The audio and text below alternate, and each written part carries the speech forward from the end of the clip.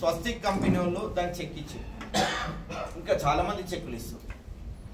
ఈ చెక్కులు ఇచ్చేది ఏం లాభం లేకుండానే ఇస్తురా? ఒకటి.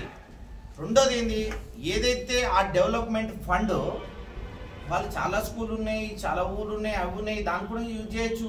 నువ్వు ఒకటే దాని మీద ఎందుకు పెడుతున్నాను? నేను అనేది ఏమంటున్నానంటే గవర్నమెంట్ స్కూళ్ళ పరిస్థితులు ఊర్లో ఇప్పుడు నా ఊరు ఉంది, నేను ఫస్ట్ నా ఊరును బాగు చేసుకొని నేను ఇంకో దానికి సాయం చేస్తే బాగుంటుంది.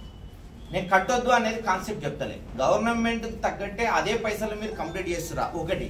ఇంకోటి, గవర్నమెంట్ నిజంగా కట్టలేని పరిస్థితి ఉన్నా అనేది కూడా ఆలోచించు. లాభాలు ఎందుకండి నేను అడుగుతున్నా? అవును, అందరు స్పాన్సర్ చేస్తున్నారు, లాభాలు ఎందుకు? 100 టిప్పర్లు మట్టి కొట్టిరు, ఫ్రీగా కొట్టిరా పైసలు కొట్టిరా? నేను అడుగుతున్నా. ఇవన్నీ రేపు పొద్దుగాల నేను కట్టొద్దు అంటని చెప్తలే, గవర్నమెంట్ కట్టలేని పరిస్థితి ఉందా అనేది ఒక క్వశ్చన్ చేస్తుంది.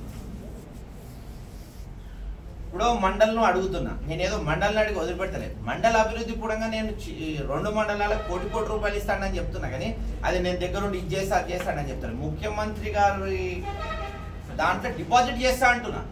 మా మండలాల గురించి ప్రకటించినందుకు సంతోషంతో చెక్ ఇస్తా, డిపాజిట్ చేస్తా, డెవలప్మెంట్లో నేను భాగమైతాను అని చెప్తున్నా. కానీ నేనే మండలం తీసినట్టని చెప్పి నేనేం చెప్పుకుంటా అంటే అంటలే కదా.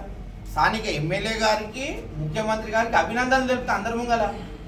ఎవరు చేస్తే వాళ్ళకి అభినందనలు తెలపాలి, తప్పేముందంటే.